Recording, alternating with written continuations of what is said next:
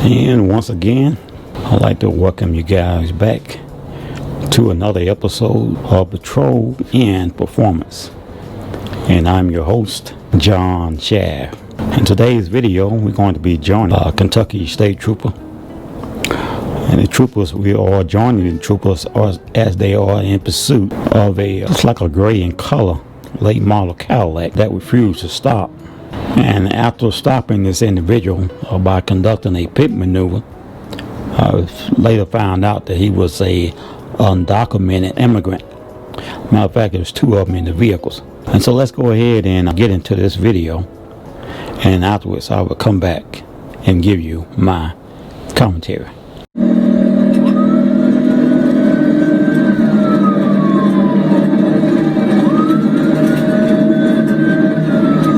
And we're going to be joining Kentucky troopers, Trooper Jackson.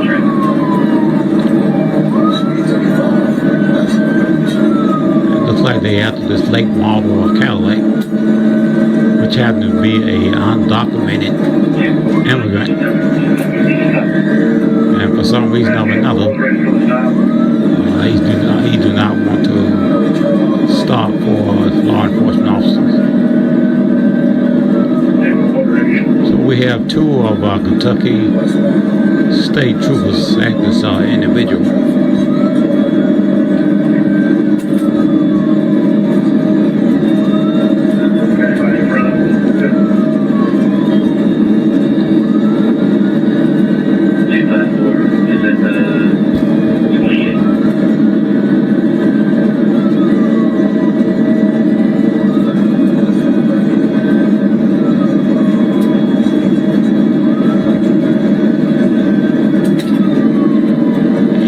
We all know that Kentucky is known as the blue grass state.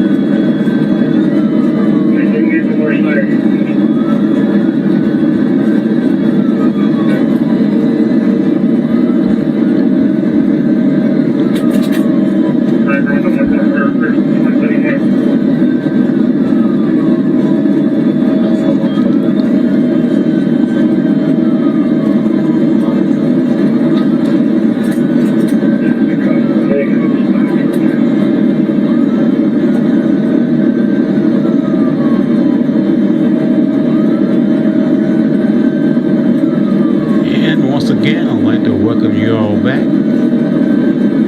to another episode of Patrol and Performance.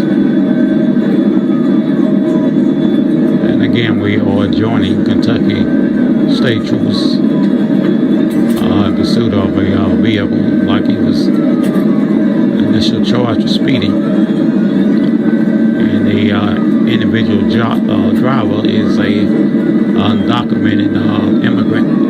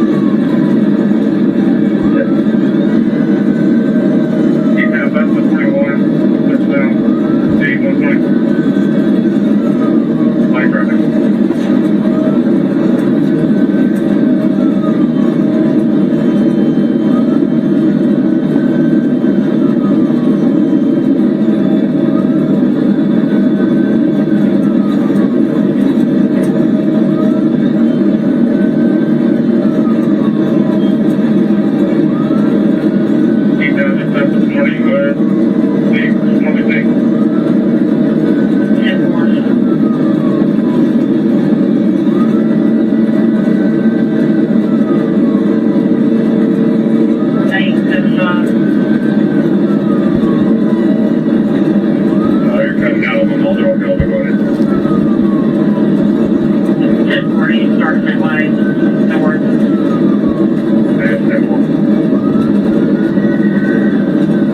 Still westbound, just at 19A, 8113. Yep.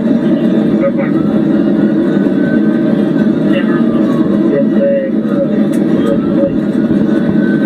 It'll take a second place, sir.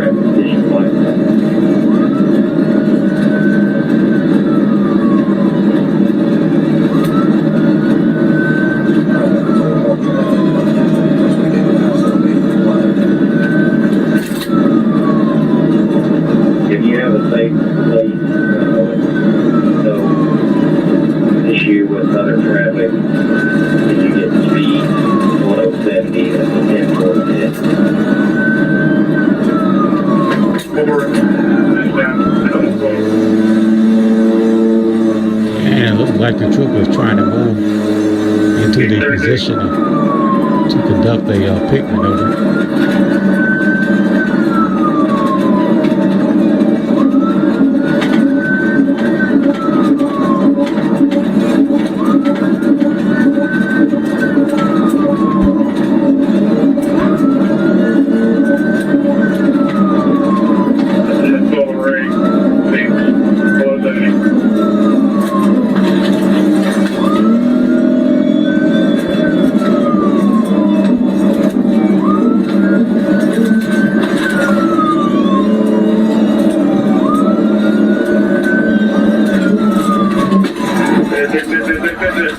We got a good pick.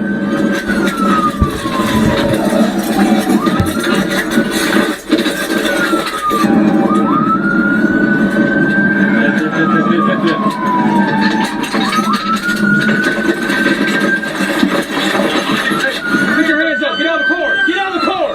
Get out of the car. Get out of the car. Get out of the car. Tell me hands out of the car. Hands up. Let's go to the key. Over here. Get out. Get out of the car. Get out of the car right now. On your face.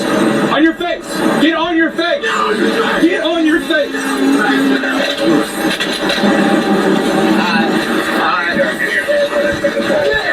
Sorry, I have 19 years. Sorry. here 5 minutes. I go for my home. I work in Lord. I don't know.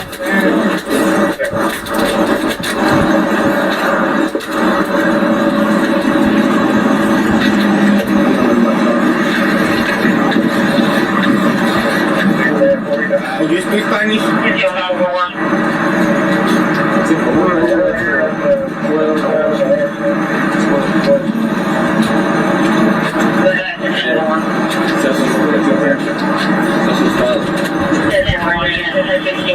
Sit right here and do not move. You stand right here and you do not move.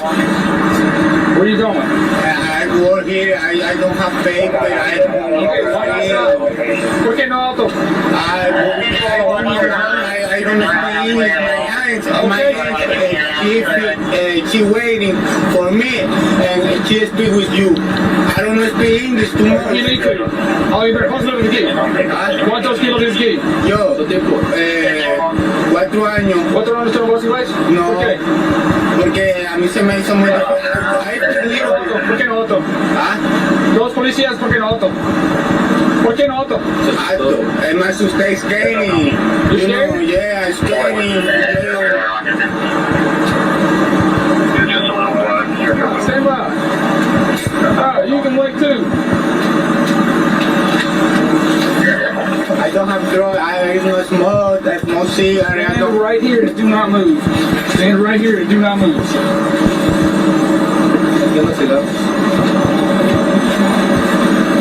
¿Dónde está tu brazo? ¿Licencia passport en nada? ¿Ah?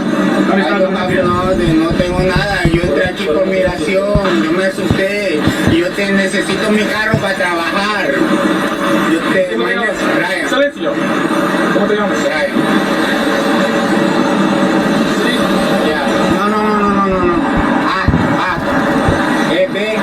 B-R-A-A. Yeah, Brian. No. You, this, here. Who? You? Yeah. B-R-A-U-N? Yeah. Your last name? Yeah. Last name? Gonzalez. Kentucky State Police, KSP as they are known, and local law enforcement are increasingly cooperating with the U.S. Immigration and Custom Enforcement. In other words, they're called ICE, which stand for ICE, through the new state legislation and existing programs like the 287G program to identify and detain undocumented immigrants, often when they are already in custody for other crimes, leading to the heightened enforcement and detention. Though this involves training and debates over expanded state federal immigration rules. And so here you have it, these two individuals in this late model Cadillac simply refused to stop, simply because he was a undocumented immigrant, which was really stupid on his part.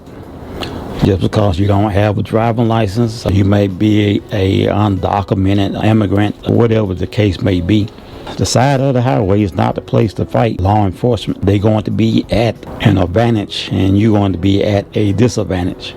And depends on how terrible the situation is, you can actually lose your life. So I would advise any law enforcement to get behind you to cooperate to the fullness of your capability. We have laws in this country and everybody has to live by and obey these laws. Even retired and ex-law enforcement officers like myself, I have to also still abide by different laws, criminal laws or what have you.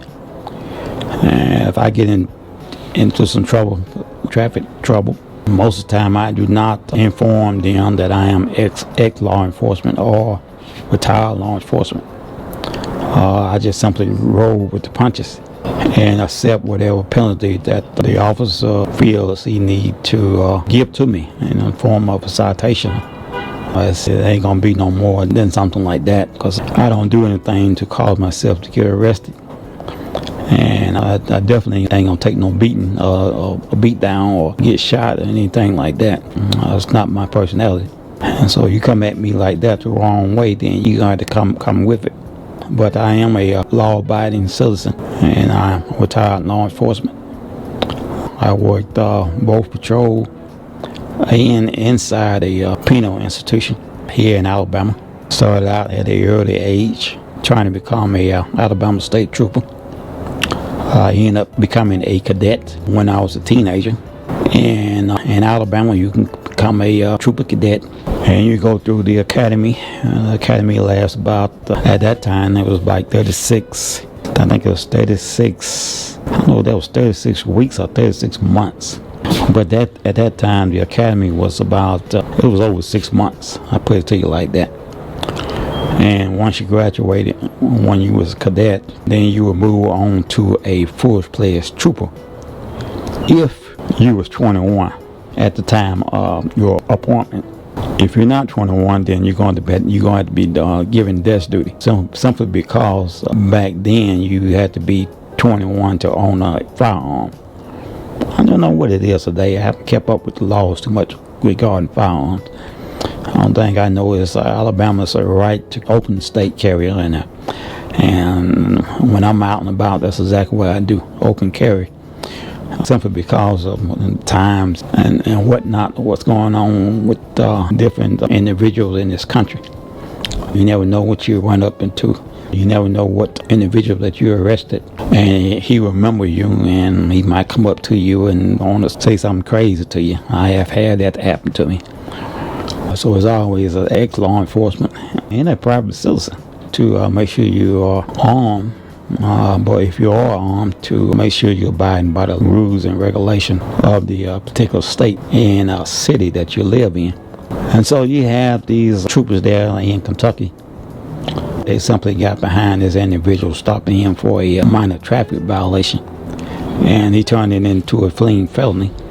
Like I said, it's not a good thing at all to flee from these law enforcement officers. No matter what you think you got going on, nothing is that bad where you had to flee. And you take a simple traffic stop, which is a misdemeanor, as long as you didn't kill anybody. You wasn't DUI, anything like that. Simple speeding, you don't maybe 20 miles, no less than 20 miles over the speed limit. You're not charged with reckless driving or anything like that. Then you can just simply come out with a traffic citation.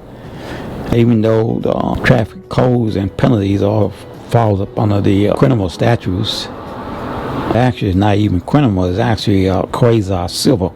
And they say criminal just to get you into the courtroom. If you knew there was something else, then you probably wouldn't even show up. And some probably would argue with me, it's criminal, but actually it's quasi-civil. I've been around enough attorneys and judges to know exactly what I'm talking about. And so they stopped this individual simply because he was speeding, and he turned this into something else because he was undocumented, so he figured he was going to flee. And you ain't going to flee from these officers with the training that they have gone through. And most of you are private individuals. You haven't gone through any kind of defensive driving training or anything like that. And you're probably not going to win. And I always say Georgia State Patrol, Florida State Patrol, Arkansas State Patrol, and now you can add on the list Arkansas State Patrol. These state law enforcement agencies you do not want to screw it around with. They all are now trained to conduct a pit maneuver. And it's better to pull over, man, and accept the citation than to have your vehicle all torn up. You might even be involved in a rollover and got to go to the hospital, and you maybe still owe money on your vehicle, and it's all tore up. Sure, you got insurance on it, but as soon as your insurance company find out that you got pitted by the police, what you doing being pitted by the police? Yeah, man, they ain't gonna fix that. You just ass out. So you don't want that to happen to you. You definitely don't want that to happen to you. So it's best just to pull over, accept the citation.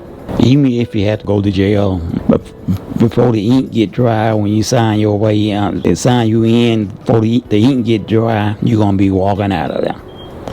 And if you feel like that the officer was in the wrong and arresting you, just simply go and hire yourself an attorney, fight, and have your day in court.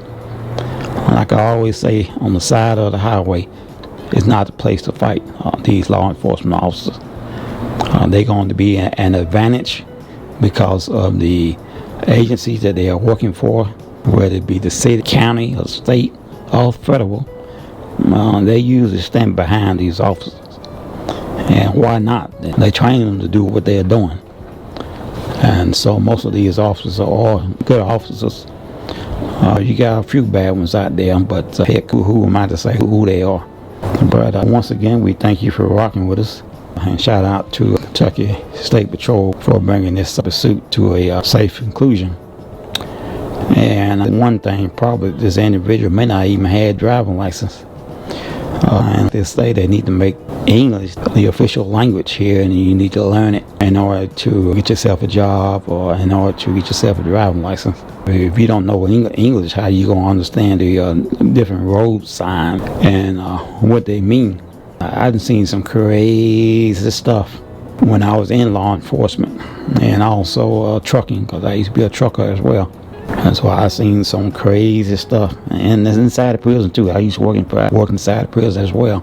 And so I'm not just a damn YouTuber. Some of you guys are YouTuber with no experience, and you just out here trying to get views. I'm simply trying to share my life experience with you here on social media and trying to give you guys some better alternative to educate yourself so you don't have to end up behind bars over something stupid.